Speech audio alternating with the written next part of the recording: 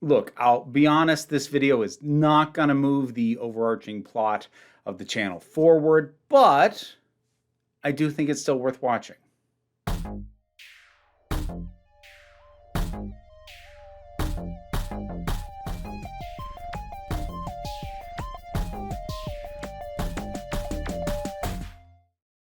Hey there, folks. Well, Hazbin Hotel wrapped up and it got me thinking. Now, Hazbin Hotel is setting this off, but this is hardly going to be the first show I've noted this with. There is an overall thing that I've noted in general of seasons being too short. I've cited it with Doctor Who very specifically, but when I talked about it pretty specifically within the framework of only Doctor Who. I now want to expand that conversation out to more than just Doctor Who, though. The shortening of seasons of television that has been brought about by the streaming era, I think, is really starting to hurt them. And in a way that I'm not sure can be fully compensated for. Because understand, it is possible to lean into the strengths of a shorter season. That is absolutely a thing that you can do.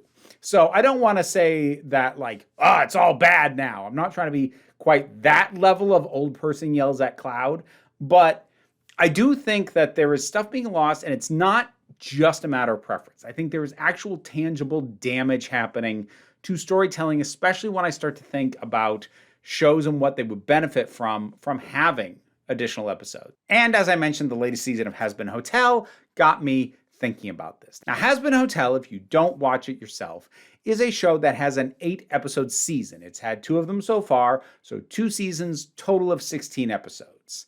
And it is pretty serialized. It has an overarching plot that it is working its way through, dealing, I'm not going to sink too much time into explaining the show, but dealing with this notion of people in hell trying to redeem themselves to be able to get into heaven. And there's a lot more complications than that, and in being animated, it leans on sort of wacky, chaotic energy at times, but it has 8-episode seasons. And one of the things that I have as a recurrent frustration with the show is that it's not uncommon for things to happen in the show that feel insufficiently set up or possibly not really set up at all. Either it was really small stuff that was little small tiny hints that were easy to miss and they didn't get a lot of focus, or maybe there's just been too much time since we sort of dealt with something, then we leap right back into it. It's oh, wait, what? Okay, right, that's a thing. Or sometimes it just flat out has no full setup, or at least none that I could discern. Hazbin Hotel fans will argue with me about that. But my overall point is I found myself thinking, boy, how much would the show benefit from even just 2 additional episodes? A little more room to breathe and a little more space for filler. Filler is a word I'm using very deliberately because I think filler is a term that is carrying negative connotations pretty much anywhere you use it. If you talk about filler in processed foods, well, that's not a good thing. You think about filler, I don't know, in cosmetic procedures. That's, maybe not necessarily a bad thing, but it's an unpleasant thing to think about. I think it's just a word that isn't thought well of. And in terms of entertainment, when we say filler, especially in terms of a TV show, we're generally using it to refer to stuff that doesn't need to be there. Stuff that does not move the main plot forward, but is just there to fill out time or the episode count. Now, I want to be clear right now. I'm trying really hard to not have this be I want the old 24-episode season format back, because I don't necessarily. I think some shows can still work in that format, but what used to be the standard as set primarily by network television from back in the day was 20 to 24 episodes per season. And yes, no matter what the show was, you were going to get a fair amount of filler, just so there could be enough episodes for a full season. Even if there was an overarching story, which was something that started to happen more commonly, I'd say starting in the 90s, there would still have to be a bunch of episodes that do not move the main plot forward, but we need something for this week just so that we max out our episode count to what it's supposed to be. I'm not pining for that in specific. I think 24 for most shows is too much. That having been said, 8 or 10, which feel like the two current standards, is not enough. The lack of filler, I think, is one of the more tangible things that we're missing. And I want to make the argument in favor of filler. Because, again, I think when we talk entertainment, especially when fans talk about a show, they'll refer to something as a filler episode, again, because it doesn't move the primary plot forward. And I can understand, especially if you're invested in the primary plot, why that might be frustrating, or say on a rewatch of a show you really like, maybe you skip some of the filler episodes. But filler episodes, when done well, can also be some of the best episodes of a show. Self-contained, fulfilling on their own, not existing simply as a continuation of some grander story, but giving you something complete by themselves. I think what could very fairly be called filler will be something like the Avatar: The Last Airbender episode, Tales of Ba Sing Se. This is a deeply beloved episode of that show, and rightfully so. It's really, really good. But it's filler. It's self-contained. It gives you a little bit of insight into some of these characters, more than you might have had otherwise, but not in a way that completely reshapes your understanding of them, and not in a way that gives you information that if you didn't have it, you wouldn't understand or be able to follow these characters moving forward. It is filler, but it's the peak of what filler can be. Because yes, filler can be bad when it is just there to fill the space. But when you are able to get an episode that is free of the burdens of moving the entire plot forward, it can do something different. Something that a more main plot focused episode can't do. Slow down, give us quieter moments, give us intimate moments. Let the overall thing breathe. Now, in the case of something like Doctor Who, when I've cited that the seasons are too short at 8 episodes, the main thing that I have brought up there in the past wasn't necessarily filler, because while Doctor Who will usually have an overarching plot going on in the background, the overall episode-to-episode progression is a little bit weirder. It's what I tend to think of as a pseudo-anthology. Like, you have your primary characters who are moving, situation to situation, but each time, well, most of the time anyway, they're dealing with a completely new set of supporting characters in a completely new location and a completely new situation. It's a little bit like what you get with something like Columbo or Poker Face or Sherlock, where yes, your primary characters are consistent, but everything else has changed. So it's almost an anthology in that way. And Doctor Who does have that. So Doctor Who doesn't necessarily need filler in more of the traditional sense, but it does still need more space to actually give these characters a sense of normalcy and actually get us invested in them and their dynamic. The main characters in any Doctor Who season is the Doctor and the companion. And if the show cannot get you invested and to buy into their relationship, it is going to suffer. And at 8 episodes per season, these last 2 seasons have not done a very good job at selling that relationship. Better so with Ruby Sunday than with Belinda, but with so few episodes, they were either dealing with the main plot or were taking such big swings because they had so few episodes, like we need to do something special with them. There wasn't a normal episode. There wasn't an episode to get you just relaxed and settled with these characters, because they were always dealing with something that was very unusual for the show. And I don't just mean like a threat. I mean like the entire format was fundamentally different from what we might normally see. And that resulted in some great individual episodes like 73 Yards and Dot and Bubble, but we never really got just a normal adventure. Maybe a bit of filler, but to just get a good sense of what these two are like when it's not a particularly unusual scenario for them to go into. To understand what their normal is. What are we breaking from when something really bizarre happens? We don't really know. We don't get to find out. There's not enough episodes. And the episodes that would have given us that sense would probably be considered filler. It's worth noting that a big part of the reason why seasons are so short is the fault of streaming and, networks and Hollywood, etc. Because when the streaming wars really kind of kicked off and everybody started up their own things, The big push was basically to put as much value into the streaming services as possible to bring in subscribers. So to single out Disney for a minute, hey, subscribe to Disney Plus. Look, we have Star Wars, we have Marvel, and they look pretty much as good as the movies do. And the amount of money that was put into making things look as good as the movies or close to it. And in the case of the MCU, bringing over movie level stars who command movie level salaries in to do TV series inflated those budgets immensely. And so part of the reason why episode counts went down is shows just got more expensive on a per episode basis. That hit Doctor Who as well. They were spending more to try and make the show look great on the assumption the audience wouldn't accept a jankier looking show, which is a completely separate discussion as to whether or not that is accurate. It is the perception that creators, producers, show business in general has. Accurate or not, that's another conversation. I think it's more accurate than I would like it to be, but not as accurate as they think it is. But that's the short version of my views on that. So we're going to move on.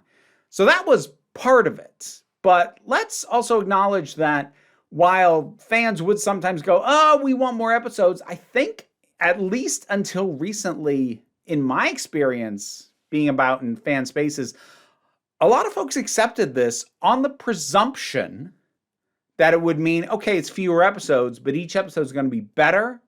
We're not going to have any filler. Again, that notion that the filler is innately a negative. It's a bad thing. It's something that we are better off without. And I don't think that's true. Again, to bring it back to Hazbin Hotel, there are so many characters in that. They have been able to take the time to give us a couple of specific character highlight episodes. Angel Dust got quite a noted one in the first season. Husk has kind of had some emphasis put on him in the second season. And you have characters like Serpentius, who gets a decent-sized B-plot to himself through a decent chunk of the second season. But there's a lot more characters than that. A lot more. And a lot of them we know very, very little about. And in some cases, that's on purpose. They're meant to be mysterious. When you get characters like Zestial or Lilith, who has yet to actually show up. She's only talked about. But then there are other characters who I feel like I should understand you better than I do. Or if I've started to get a handle on them by the end of the second season, like I should have had a better handle on you before this. I think of characters like Cherry Bomb, who is pretty important for her impact on the show, doesn't show up until late in the first season, and has really not gotten the highlight and has mostly just been tied to other people's stories, tied to Angel Dust's story, tied to Serpentius' story. I'd love to get a highlight on her and give something more her own, but there just hasn't been the space to do that. The second season also brought in a new character of Baxter, who I do like, and the way they kind of got around not really giving us a real thorough introduction to him was by having him bond with another character of Nifty, who is also arguably underdeveloped, although with her, she's just chaotic energy, so I'm not sure how much development would actually benefit her. But they link the two of those characters together so that I got invested in Baxter because he connected with Nifty. But I think about him as a character unto himself, I really know so little about you. I know a tiny bit of your backstory, but I'm not sure I get you, and I would like to. And sure would be nice if there were a couple more episodes just to fill this out. Give us a little time, a little space. Give some of the side and what feel like at times background characters, then you realize, oh, you're actually important. Boy, it would have been nice to have more time to dwell with that information. Characters like Rosie. Now, some people might disagree with me that more information is needed about these characters. And I'm not saying it is needed in the strictest sense as in, it doesn't make sense. No, but I do think a lot of these characters and more besides would benefit greatly from some more time and more chance to flesh them out. But you can't do it in 8 episodes because 8 episodes, you pretty much have to be moving the main plot forward at least for a decent chunk of every episode every time.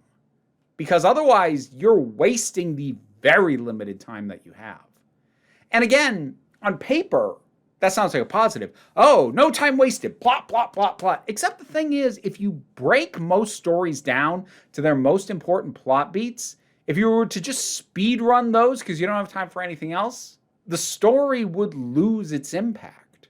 It would lose its ability to actually connect with audiences, because as important as plot is not the sole decider of whether or not a story works. And something that plots need is pacing. Yes, what happens matters, absolutely. But the pace at which it happens also matters. And when something has to go at a breakneck pace because there isn't time to do anything else, it just keeps you a little bit at a distance. And again, I like Hazbin Hotel. But I think of even other animated shows that I've really liked from the last few years, like She-Ra and the Princesses of Power, or The Owl House, or even Helluva Boss, which had 8 episodes in its first season, but had 12 in its second, and the second season is undeniably better paced. That's not to say every single episode in the second season is great. The camp episode is a waste of everybody's time, but also you think of episodes like the one with Moxie's dad. That's a really good episode, and it's kind of filler. Or another episode from the second season that I really like, I'm gonna have to censor myself when I say it, Ghost. This episode, not only do I think it's actually good, they actually do some really great horror imagery in this one, but I think it is an essential episode. It's the definition of filler. Because the episode before that is Apology Tour, a really important episode for the main character of Blitz and for his relationship with Stolas. That one is pivotal. And then the episode that is after Ghost is Mastermind, which is dealing with a lot of the fallout for where Blitz and Stolas are and everything else that has gone on. Ghost doesn't move the main plot forward in any meaningful way, but it is essential to give breathing room from Apology Tour to Mastermind, to give us that space to go, whew, okay, and also just to spend some time with Blitz and really get into his current frame of mind that isn't just in the immediate aftermath of something kind of devastating like Apology Tour. Like, all right, before he gets into the next big thing, what's he doing to try and cope on a smaller scale? Now, do we need to see that for the next one to make sense? No, it's filler. Get rid of it. Filler's bad. No, it's not. No, it's not. Filler episodes are what give us a chance to relax with these characters, to see what they are like off the clock, to see what they are doing when they are not at the whims of the overall plot, which gets you so much more invested in who they are, what they're about, and what they're going through, because you understand what it is that they are being pulled away from when the main plot thrusts them into whatever is going on. You understand what they're being taken from. You understand what their normal is. You understand what they're losing. You understand what is at risk. And all of that is accomplished with filler. Now, as I said, I don't want to go back to 24 episode seasons. I think that is too much for most shows. But 8 and 10 is not enough. I think my ideal for most shows would be 13 to 15. There is space to just have a normal adventure. Just see what these people are when they are relaxed, when they don't have the immediate life-threatening, world-ending, status quo upheaving plot bearing down on them. What does it look like on a normal day? And again, you may or may not agree with me on all the specifics I'm citing, but I think I can safely come back to Tales of Ba Sing Se. In terms of what happens plot-wise with the characters when they arrive in Ba Sing Se, and when something happens that actually matters in Ba Sing Se, you could skip that episode. I don't think anybody does, though. I've actually heard it cited as the favorite episode of a lot of people. That is what we lose when we don't have filler. And we don't have filler because the seasons are too short and because there's just this negativity around the word and the concept. And I think because people don't appreciate it. Now, again, not all filler is good. You can have bad filler episodes, for sure. I'm not pretending that isn't the case. You can also have way too much filler. And if you put off the main plot for too long, eventually you're wondering, does the main plot actually matter? Because you're not being very pressing about it. So, like, there are ways to misbalance this. So, don't misunderstand me. But at the same time, filler is gone from most of our viewing experiences, especially if most of what you see is on streaming and is being made for streaming. And I think it's a loss. I think it's a loss to the storytelling. I think it's a loss to the characterization. I think it's a loss to the viewing experience.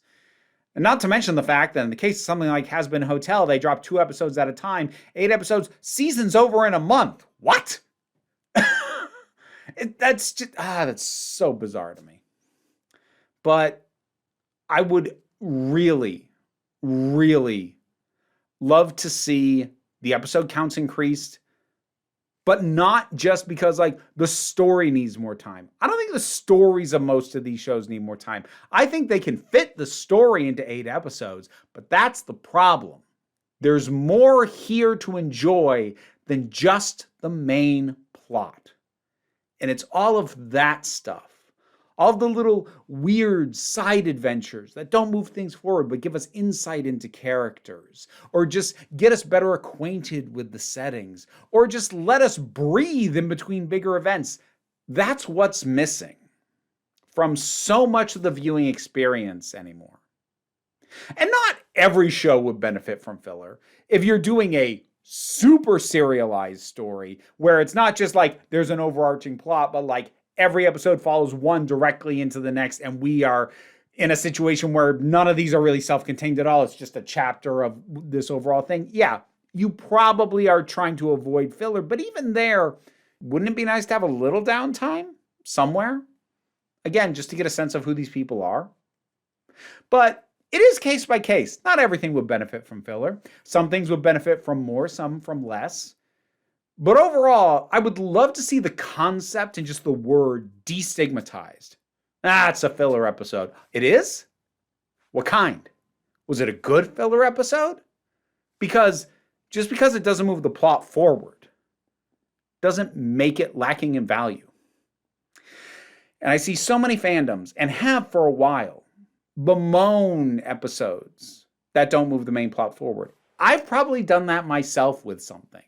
I probably did that with Game of Thrones at some point, back when I was reviewing that, when it was on, and when it was good. I mean, I was reviewing it when it was bad too, but they were slashing the episode count when it was bad. Coincidence? Well, yeah, actually, probably. That show had a bunch of other problems going on. But I'm sure I've made this mistake as well. To say filler like it's a dirty word. It's not. It can be some of the best stuff, or can enhance the flavor of everything else that's going on. It's important. Trimming things down to the bone, making them as tight as possible, works for some stories. But if you're cutting it down so much that it could practically fit into a film runtime, you're not really taking advantage of television anymore. TV shows have become more like miniseries. It feels a lot more like we are just doing this extended story per season. And again, some things benefit from that, but I miss just the sense of, I don't know what this episode's going to be. I can't wait to find out, because maybe it'll move the plot forward, or maybe it'll be a character highlight, or maybe it'll be a side story, or maybe it'll introduce somebody new who's only here for this one story, but since we can just take an episode to dedicate to that, we still get something interesting. That's what I miss. And to a certain degree, I said I'm trying to not be old person yelled as that cloud. It is a little bit. I'm in my 40s. I think I'm allowed a little bit of a back in my day. But I don't know what's on my mind. Because so much of what I watch could use a little filling out. Bring back filler. I miss it. What are your thoughts on any of this? Either the specific things that I've cited, or thoughts in general, or what shows you think would benefit from some filler, some breathing room, some chance to explore side characters or side plots. What are your thoughts on any of this? Whatever they are, drop something down in the comments and let's talk about it. Patreon pays the bills. It enables me to do this as my living, even if you can't help me out that way. Like, share, subscribe even. They all help me out. Don't worry too much about it, though. What I really want you to remember is that you are beautiful, you are valid, and you are loved. You are the council, and I am just running the meetings. And until next time, this council is adjourned. Now to thank my highest supporting patrons. Robin Moore, Jared Boyce, Zubin Lafula, Auntie Kate 808, Mira G, Angry Casperl, Dave Hall, Oliver B, Sean Miller, Welsh Wrestling Geeks, Melissa Pedersen, Becky Sparks, Ulrich, Twilord, Mystic Shadow, Tracy Scrabbit, Pal Barabajoggle, Sir Didymus is my favorite, and shout-outs to some random folks from the lower tiers. Thanks to Callum Ray, 3 Muppets in a Trench Coat, and Alex Fireheart. If you want to hear me thank you by name, you can check out the reward tiers on the Patreon. You guys were pretty good today. Thank you.